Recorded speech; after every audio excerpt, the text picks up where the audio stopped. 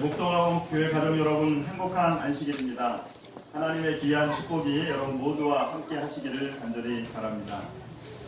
이번 주 수요일부터 오늘 오후까지 일산 킨텍스에서는 국제 선교대회가 개최되고 있습니다. 전 세계에서 한 60여 개국에 있는 우리 재림 성도들이 함께 모여서 주중에는 아마 한 4천여 명 정도 그렇게 하고 아마 오늘은 한 5천여 명 정도의 저희 성도들이 함께 모여서 하나님의 말씀을 나누고 또 선교의 사명을 다하는 그런 시간들을 또 갖고 있습니다. 특별히 여러분들께서도 시간이 되시고 여기서 일산이 멀지 않으니까 한 40분 정도 막히지 않으면 오늘 오후에 여러분들의 프로그램 참석하시면 다양한 이런 뮤지컬 공연도 있고요. 그리고 또 다양한 부스 활동을 여러분들이 참여하실 수 있는 좋은 기회가 될 것이라고 생각됩니다. 한국의 재림교인들이 한 20만 명 정도 그렇게 있는데 한국 교회가 전 세계를 위한 이런 국제 선교대회를 개최할 수 있고 또 그런 어떤 규모라든지 운영하는 것들을 보면 참 한국 교회의 교인인 것을 인해서 다시 한번 또 자부심을 느끼게 됩니다. 특별히 이제 이번 행사 기간 동안에는 다양한 이제 부스 활동들이 진행되고 있습니다. 저희 재림교회 안에서 운영하는 또 어떤 출판사, 또 건강사업, 또 병원에 대한 여러 부스 활동들도 진행이 되고 있고요. 또 한쪽에서는 이제 한국의 천여 개의 재림교회 중에서 특색 있게 이렇게 사역을 하는 40여 개 교회를 초청해서 부스 활동을 진행을 하고 있습니다. 그래서 그 부스 활동 중에 하나가 저희 목동학원교회에서 페스트 제자훈련 부스를 저희가 이렇게 운영을 하고 있습니다.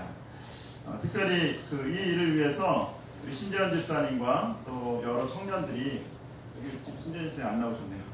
신재현 집사님과 여러 청년들이 함께 수고해 주셔서 정말 많은 분들이 얘기하기를 여러 부스가 있지만 그 중에서 가장 재미있는 부스가 이 페스트 제자훈련 부스다라고 얘기도 하고 있습니다. 그래서 한 명 와서 기억자를 암송하면 저희가 이렇게 물통을 주는데 또 자기가 암송하고 또 이렇게 다른 사람이 와서 이렇게 물통을 암송하고 그리고 또 파키스탄에 선교사로 있는 한 목사님은 저에게 개인적으로 부탁을 해가지고 물통이 좀 남는다면 5개만 저에게 주면 이걸 지금 자기가 파키스탄에서 페스트 제자훈련을 하고 있는데 제자훈련을 하고 있는 그 사람들한테 주고 싶다라고 하는 얘기도 했습니다. 저희가 300개 물통을 이렇게 주문했는데 매일 100개씩 이렇게 나눠주고 있는데 아주 빨리 또 그렇게 나눠가고 있습니다. 특별히 이번에 이제 정말 많은 분들을 만나면서 많은 분들이 그런 이야기를 합니다. 우리 교회에서도 이런 성경 공부와 이런 제자훈련 모임을 좀 하고 싶은데 우리 교회는 그런 프로그램이 없어서 어떻게 해야 될지도 모르고 잘 모르겠다라고 하는 근데 우리도 정말 꼭 하고 싶다 도와달라라고 하는 많은 분들을 저희가 만날 수 있었습니다. 그래서 정말 저희 교회가 이제 그냥 우리들만 또 성경을 연구하고 제자훈련을 하고 끝나는 것이 아니라 다른 교회에 다른 사람들에게 패스트 제자훈련을 할 수 있는 그런 패스트 제자훈련 훈련 센터가 됐으면 좋겠다라고 하는 비전을 다시 한번 가지게 되었습니다. 여기 있는 말씀 한번 같이 저희가 읽어보겠습니다. 시작. 한 영혼은 온 천하보다 더 귀하다. 우리 교회가 하고 있는 모든 활동과 우리 교회가 하고 있는 모든 선교 프로그램, 제자 훈련은 이 말씀에 기초를 두어야 합니다. 한 영혼은 온 천하보다 귀합니다. 한 영혼에 온 천하가 들어있습니다. 그러므로 우리가 한 영혼 한 영혼을 예수님의 마음으로 대할 때 온 세상에 복음을 전할 수 있게 되는 것입니다. 우리는 지난 2시간을 통하여 마리아가 예수님께 향기를 붓는 그 이야기를 통해서 진정한 예배가 무엇인지를 함께 살펴보게 되었습니다. 진정한 예배는 무엇입니까? 예배는 한 영혼을 나 같은 죄인을 온 천하보다 귀중하게 여겨주시는 그 하나님의 은혜와 사랑에 대한 감사이며 감격입니다. 예배는 무엇입니까? 예배는 희생과 깨어짐으로 드리는 것입니다. 나의 향유 옥합이 떼어질 때에 그 안에서 귀중한 것이 나오는 것입니다. 참된 예배는 온 집안을 향기로 가득하게 하고 그리고 사람들을 예수님께 인도하는 그러한 예배가 되는 것입니다. 오늘 저는 여러분과 함께 마리아의 이야기, 이제 마지막 이야기를 여러분과 함께 나누기 원합니다. 특별히 오늘 여러분과 함께 말씀을 좀 나누면서 마리아가 예수님을 만난 후에 평생 가장 머물기 좋아했던 그 장소 이야기들을 함께 나누도록 그렇게 하겠습니다. 우리 다 함께 성경 말씀을 좀 찾아서 함께 읽어보도록 하겠습니다.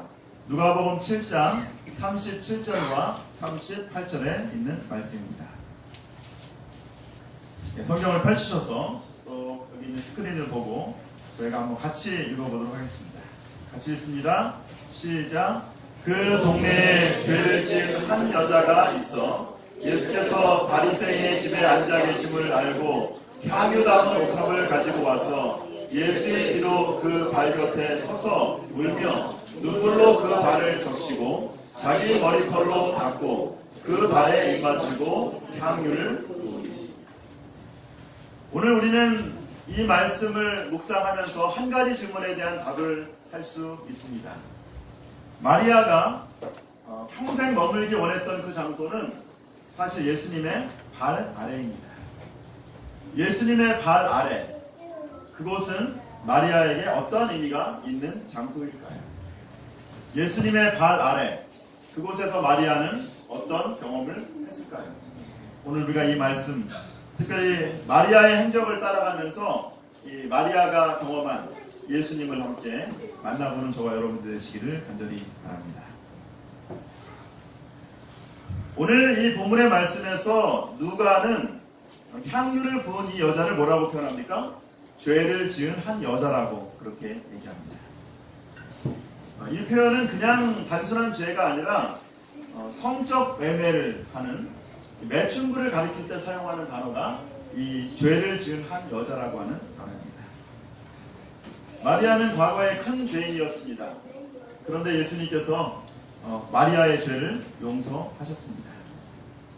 그래서 특별히 다른 복음서에는 기록되어 있지 않은데 누가는 예수님의 발을 강조하고 있어요. 그래서 오늘 성경 말씀에 보면 예수님의 발이라는 말이 몇 번 나오냐면 3번 나옵니다. 마리아가 예수님의 발 곁에 섰습니다. 그리고 예수님이 마리아가 울면서 예수님의 발을 눈물로 적시고 머리털로 닦습니다. 그리고 마리아가 예수님의 발에 입맞추고 향유를 붓습니다. 예수님의 발 아래, 그곳은 마리아가 하나님의 용서와 하나님의 구원을 경험한 곳입니다. 예수님의 발 아래, 그곳은 용서가 시작된 장소입니다. 시대의 소망에는 마리아의 경험을 이렇게 이야기하고 있습니다. 우리 한번 같이 읽어보도록 하겠습니다.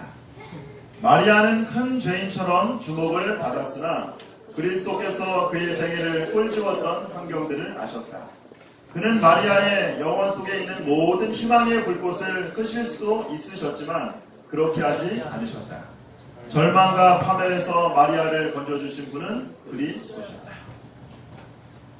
주위의 사람들은 마리아가 죄인이라고 손가락질을 할 때 예수님은 그를 용서해 주셨습니다. 마리아가 절망과 좌절 가운데 혼자 있을 때 예수님은 그의 손을 먼저 붙잡아 주셨습니다. 사방이 어두워 어디로 가야 할지 알지 못할 때 예수님은 그녀에게 희망의 불꽃이 되어 주셨습니다. 이번 선교대에 가서 10년 전에 목회하던, 일산에서 목회하던 한 집사님을 만나게 되었습니다. 그 집사님의 남편분은 참 마음이 좋으신 분이신데 술을 너무 좋아하세요. 매일 이렇게 술을 드시고 오셔서 아내가 늘 남편을 위해서 기도합니다. 우리 남편이 언젠가는 좀 교회를 나왔으면 좋겠다. 그러다가 이 집사님이 그냥 단순히 남편이 교회만 나오게 해달라고 기도하기보다는 기도의 내용을 좀 바꿨습니다. 그러면서 남편을 위해서 이렇게 기도했습니다. 남편을 부를 때 이 장로님이라고 부릅니다. 아직 교회에 나오지 않지만 아직 술을 마시고 있지만은 이 장로님이라고 부릅니다. 장로님. 당신이 언젠가 장로님이 될 것입니다. 5년 전 제주도에서 있는 선교대에서 그 남편분이 선교대에 참석을 했습니다. 제가 그분을 위해서도 간절히 기도를 했습니다. 특별히 에베소 5장 18절에 있는 말씀을 제가 읽어드리면서 술 취하지 말라 이는 방탕한 것이 오직 성령의 충만함을 받으라 라고 하는 성경 말씀으로 또 간건을 했습니다. 근데 이번에 또 선교대에 와서 그 집사님 부부를 만났습니다. 남편분이 같이 오셨어요. 그리고 이제 이야기를 듣고 이야기를 하다 보니까 자신의 삶 속에 지난 5년간이 너무나 힘들고 어려운 순간이었답니다. 사업도 잘 되지 않고 정말 앞이 어딘지 알지 못하고 또 어디로 가야 할지 알지 못하는 그러한 희망 속에 자기가 붙잡을 수 있는 것은 하나님밖에 없다고 하는 것들을 느꼈다는 것입니다. 그래서 어제 오후에 그분들을 만나서 다시 이제 기도를 드리고 이렇게 얘기했습니다. 정말 어디로 가야 할지 모르고 그리고 무엇을 해야 할지 모를 때 하나님께서 우리에게 손을 내밀어 주셨는데 그 손을 붙잡기 원하십니다. 그러니까 그 남편분이 그렇게 얘기하는 겁니다. 목사님, 제가 그렇게 하기 원합니다. 기독교인은 그렇게 하기 원한다라고 얘기할 때 그냥 얘기하지 않고 아멘이라고 하는 것입니다. 당신이 정말 이제부터는 당신의 삶을 청산하고 정말 하나님이 원하시는 그러한 삶을 살기 원하십니까?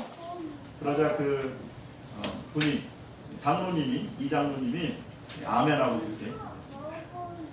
그리고 30년 동안 남편을 위해서 기도했던 아내의 기도를 하나님이 들어주셔서 그 남편분이 오늘 오후에 침례를 받기로 그렇게 했습니다. 예수님의 발 아래 그곳은 용서가 있는 곳입니다. 때때로 우리가 실수할 수 있습니다. 그리고 우리의 삶 속에 여러 가지 좌절을 경험할 수도 있습니다. 그런데 실수하고 좌절할 때 후회하거나 죄책감에 시달리지 않는 저와 여러분들 되시기를 바랍니다. 실수할 때 가능하면 빨리 우리의 죄를 용서하시는 예수님께 달려간다면 그분이 내미시는 손을 붙잡는다면 그곳에서 진정한 용서와 진정한 평안을 경험할 수 있게 될 것입니다. 지난 안식일 오후에 저희 성경연구반에서 예수님의 이름의 뜻이 무엇인지를 그렇게 배웠습니다. 예수님의 이름의 뜻이 여러분 뭐죠? 그러니까 예수님 부르는데 예수님 이름의 뜻이 뭡니까? 우리 김정환 형제 예수님 이름의 뜻이 뭐라고 지난주에 배웠죠?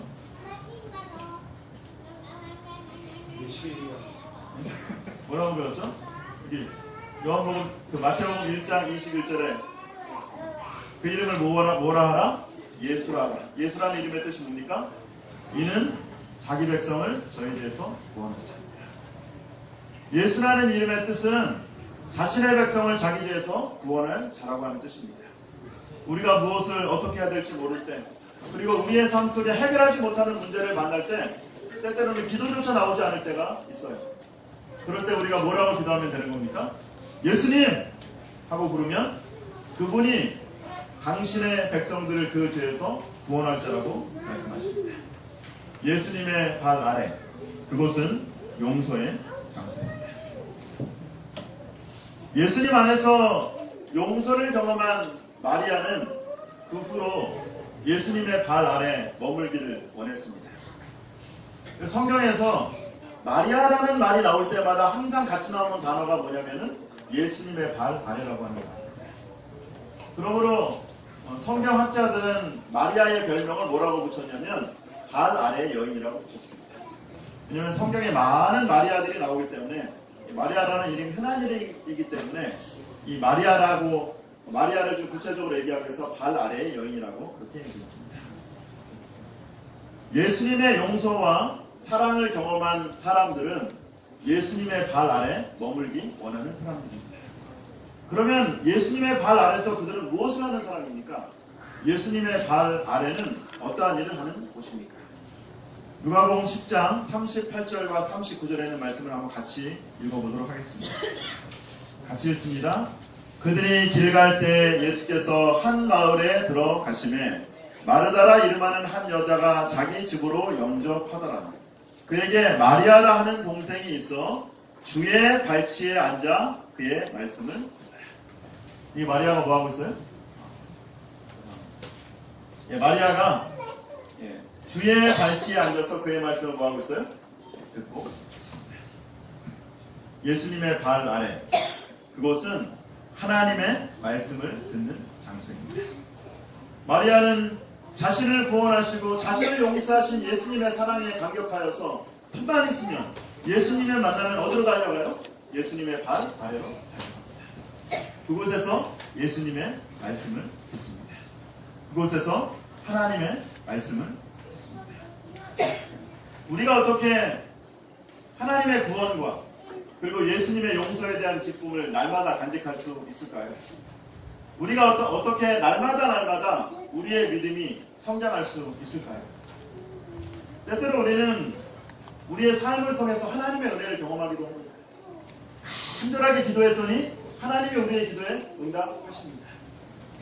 정말 나오고 싶었던 이 교회를 간절하게 기도드려서 또 교회를 오기도 합니다.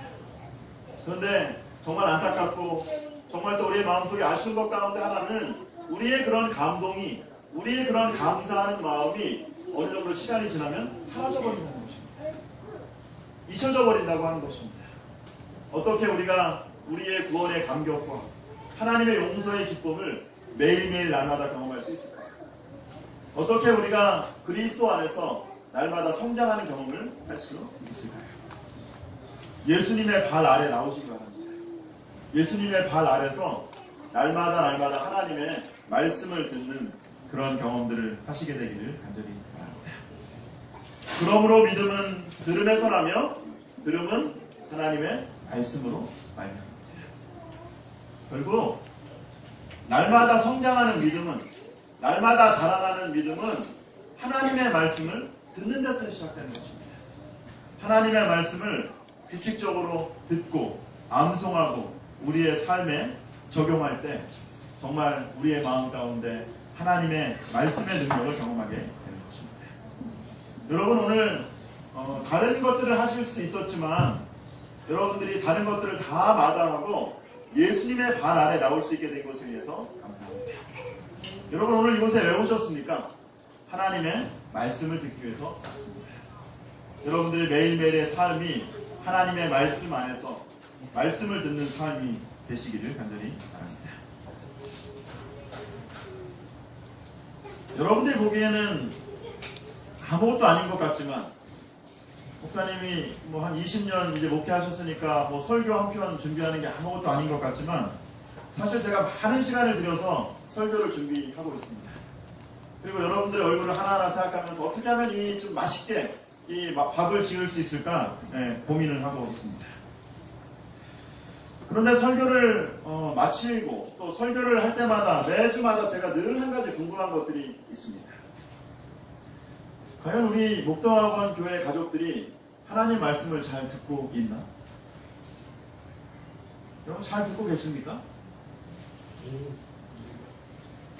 그래서 여러분께 제가 부탁을 하나 좀 드릴게요. 여러분들이 하나님 말씀을 정말 잘 듣고 있는지를 저에게 좀 이렇게 알려주시면 좋을 것 같아요. 제일 좋은 것 가운데 하나는 뭐냐? 여러분들이 받으시면 은혜가 되면 어떻게 해주시면 되냐면 아멘 해주시면 됩니다. 여러분들이 정말 하나님의 말씀을 잘 듣고 계십니까? 아멘. 이렇게 하시면 잘 듣고 있구나라는 것들이 보입니다. 두 번째는 제가 이제 요즘은 이번 올해 들어와서는 저희의 모든 설교들을 저희가 이렇게 교회 밴드에다가 이렇게 올리고 있어요. 밴드를 보시는 분들은 알고 계시죠? 그리고 이제 혹시 또 교회를 못 오시는 분들은 제가 주중에 항상 그 설교를 이렇게 보내드리고 있습니다. 근데 가긴 가는데 먹었는지 안 먹었는지가 정확하게 잘 모르겠어요. 그리고 이렇게 말씀을 이제 들었는데 제대로 잘 들었는지 잘 모르겠어요. 그래서 여러분께 부탁을 드리기는 앞으로는 이제 말씀을 듣고 나면 그 밴드에 여러분들이 내가 오늘 말씀을 듣고 어떤 것들을 결심했다, 어떤 것들을 느꼈다 한 줄 정도 이렇게 써주시면 저에게 큰 도움이 되고 용기가 될 수 있으리라 믿습니다. 그렇게 한번 시도해보기 원하는 분들이 계십니까? 아멘. 네, 감사합니다. 네, 그래서 여러분들 잘 하시는 분들 제가 선물을 드리도록 하겠습니다. 조지 밀러 목사님은 5만 번 기도 응답을 받은 그러한 사람입니다. 그래서 기도가 전부 응답된 사람이라고 한 사람입니다. 그리고 이 사람은 평생 동안 3,000명의 고아를 먹여 살렸습니다. 한 기자가 이 조지 밀러 목사님께 이렇게 뭐라고 보았어요. 목사님은 어떻게 평생 동안 끊임없이 하나님 사업을 할 수 있습니까? 어떻게 목사님은 지치지도 않고 이렇게 훌륭한 일을 할 수 있습니까? 그럴 때 조지 밀러 목사님은 이렇게 이야기했습니다. 나는 평생 동안 성경을 100번 읽었습니다. 단 한 번도 실증을 느낀 적이 없지요. 내가 성경을 읽지 않았던 3년은 잃어버린 시간이었습니다. 하루라도 하나님의 말씀을 먹지 않으면 영적인 활력을 얻을 수가 없습니다. 조지 밀러가 그의 능력의 비결은 하나님의 말씀을 매일 먹는 것이라고 얘기했습니다. 하나님의 말씀, 예수님의 발 아래 여러분들이 머물 때에 진정으로 여러분들의 삶 속에 하나님의 능력을 경험할 수 있으리라 그렇게 믿습니다. 미국의 16대 대통령인 아브라함 링컨은 성경을 사랑하는 대통령이었습니다. 그 아브라함 링컨이 이런 이야기를 했어요. 같이 한번 좀 읽어볼까요? 시작. 성경을 늘 펴고 있으면 그대의 천국에 가는 길도 항상 펼쳐져 있을 것이다. 여러분들의 성경이, 여러분들의 하나님의 말씀은 펼쳐져 있습니까? 아니면 닫혀져 있습니까? 매일 하루를 시작하면서 매주 안식일에 하나님의 성전에 나오면서 예수님의 발 아래서 하나님의 말씀을 듣는 축복을 경험하는 저와 여러분들 되시기를 간절히 바랍니다. 요한복음 11장에서 마르다와 마리아의 가정에 원치 않은 일들이 일어나게 되죠. 오빠 나사로가 이제 죽음을 당하게 됩니다. 건강한 몸이 질병으로 쓰러지고 행복한 가정이 시련이 닥치게 되고 성공을 보장했던 사람들이 어려움을 닥칠 때 여러분들은 어디로 가십니까? 여기 요한복음 11장 32절에 보니까 마리아가 예수님을 만나자마자 어디로 달려가요? 마리아가 예수 계신 곳에 와서 보이고 그 발 아래 엎드려. 예수님의 발 아래. 그곳은 위로와 평안의 장소입니다. 그것은 우리의 삶의 경험을, 우리의 삶의 기적을 경험하는 장소입니다. 같이 한번 읽어보도록 하겠습니다. 시작.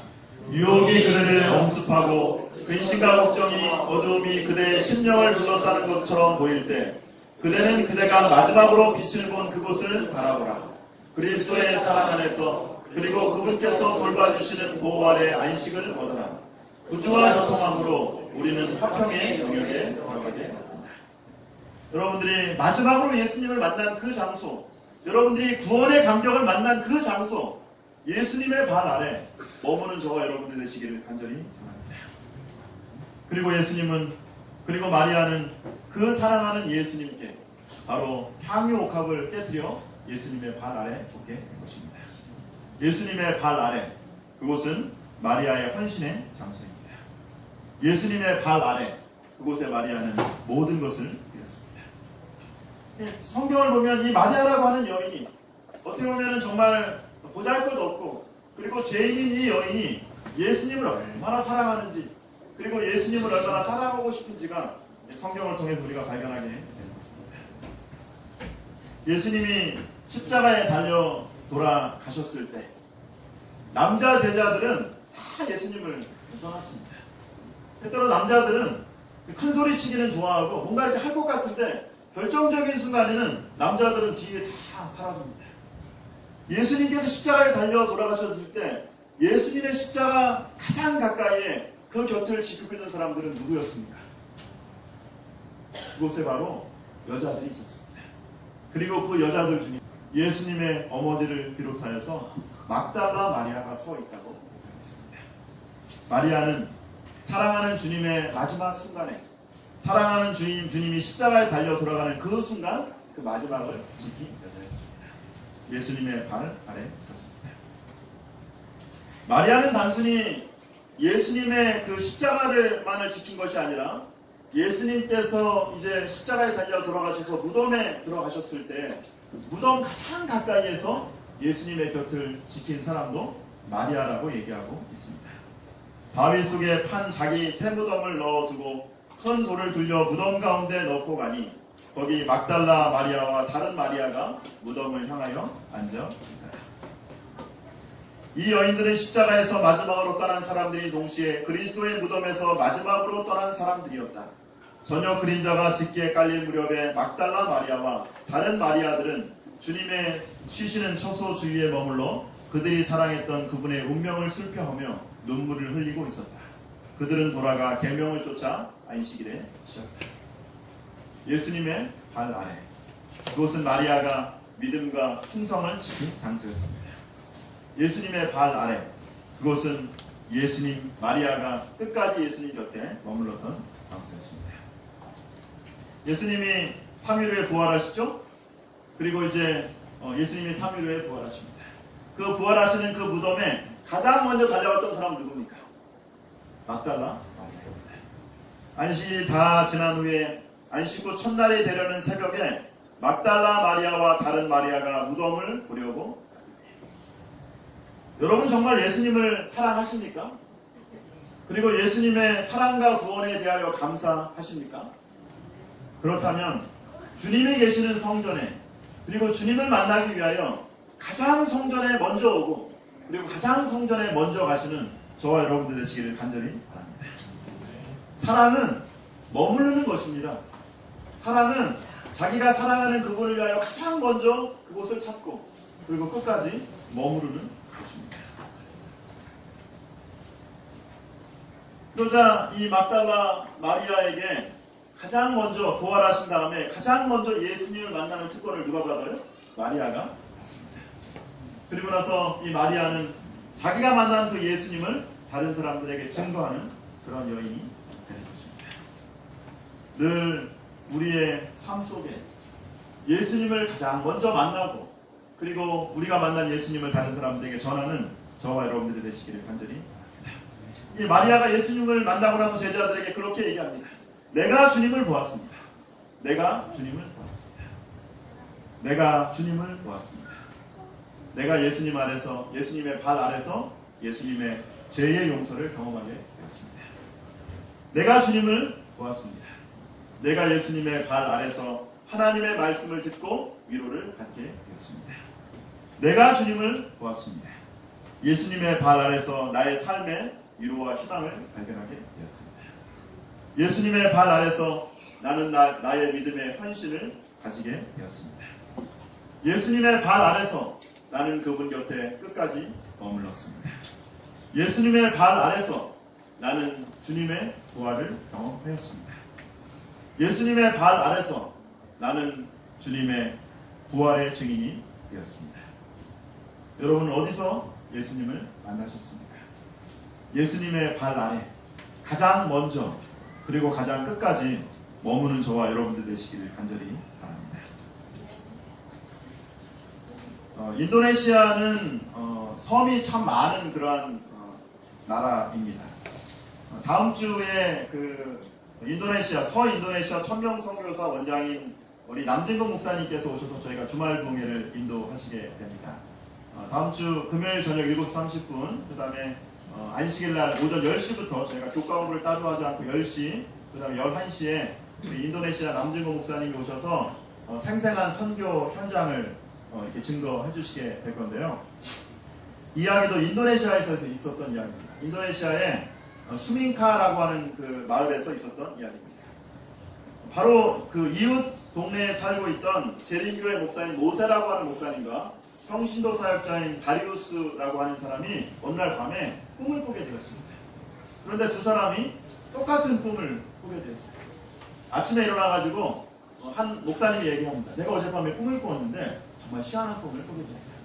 그런데 이 평신도 사역자도 얘기하기를 나도 꿈을 꾸었다고 하는 것입니다.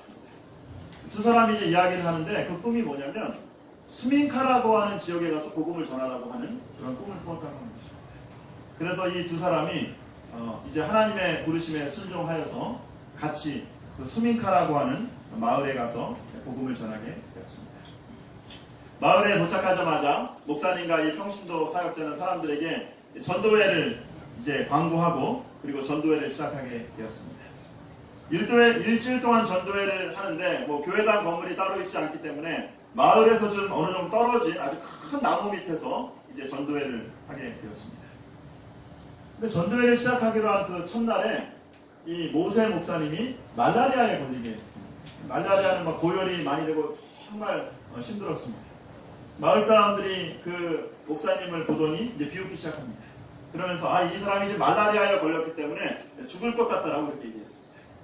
그러면서 말라리아에 걸린 모세 목사님을 보면서 마을 사람들의 이야기를, 이 사람이 만약에 좀 건강해지면 그때야 말씀을 들으러 가지 지금은 도저히 이 목사님이 설교할 수 없을 것입니다라고 이렇게 얘기했습니다. 근데 놀라운 일이 일어나게 되었어요. 목사님이 말라리아에 걸려가지고 침대에 누워가지고 깡깡 앓고 고열로 이렇게 힘들어지는데 오후 5시가 되니까 목사님의 상태가 호전되기 시작했어요. 그래가지고 목사님이 이제 샤워를 하고 그날 저녁에 가서 말씀을 전했습니다. 말씀을 전하고 나자마자 또 목사님 몸이 다시 아파가지고 침대에 또 먼저 누웠습니다.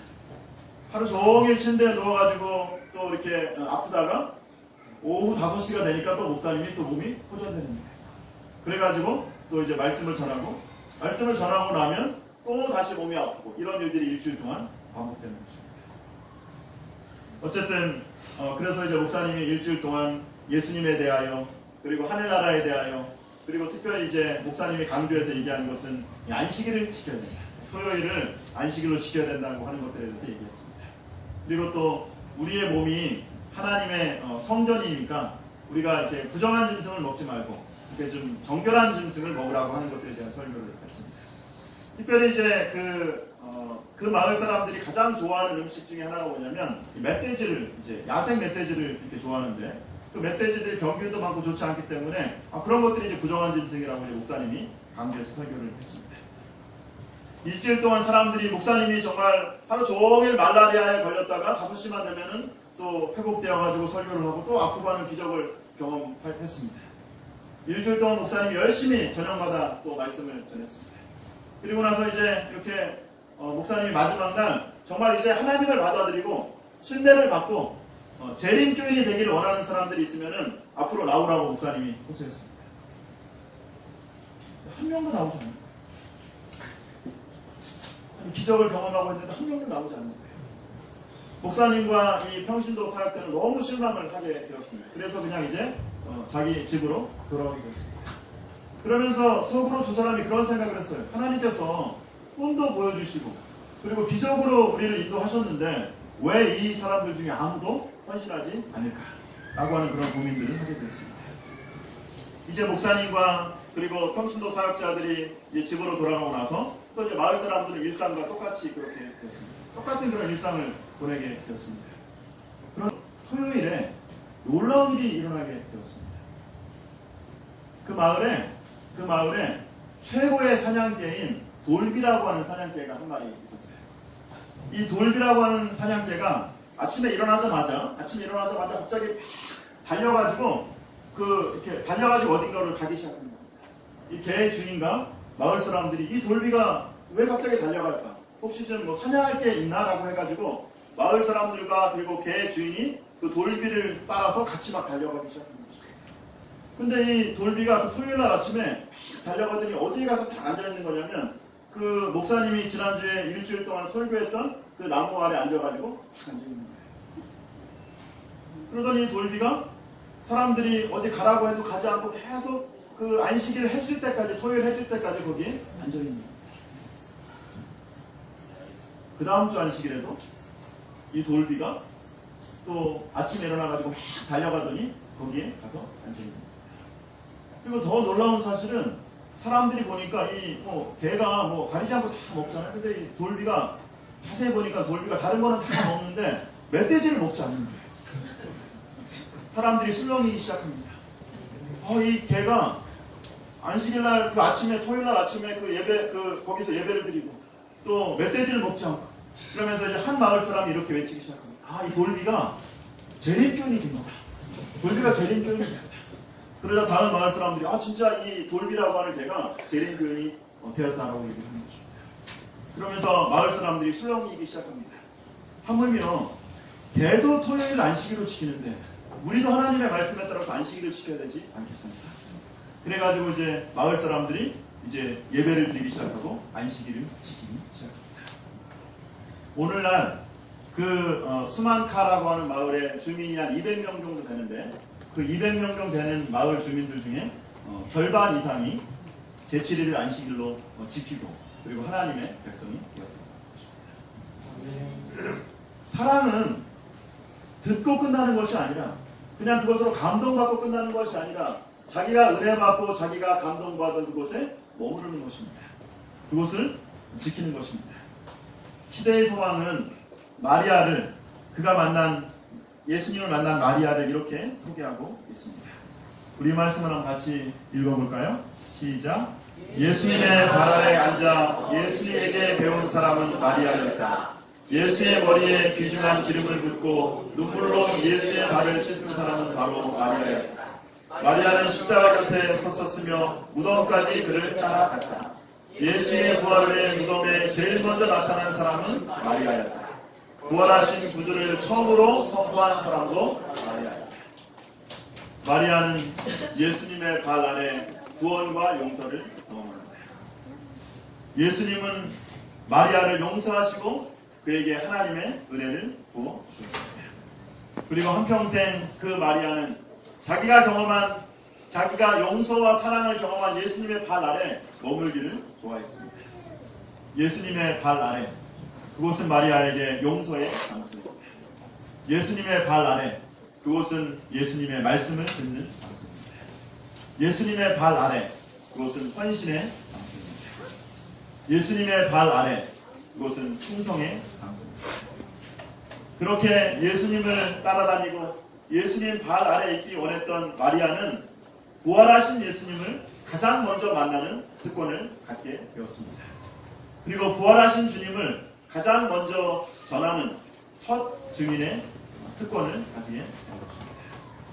사랑하는 여러분, 이번 일주일 동안 우리의 삶을 지내면서 우리의 가정에서 우리의 학교에서 우리의 직장에서 여러분들의 삶이 분주하고 바쁘지만 예수님의 발 아래 머무는 저와 여러분들 되시기를 간절히 바랍니다. 그곳에서 여러분들이 진정한 용서와 사랑을 경험하고 예수님의 발 아래서 하나님의 말씀의 능력을 경험하는 저와 여러분들 되기를 간절히 바라면서 오늘 말씀을 마치도록 하겠습니다.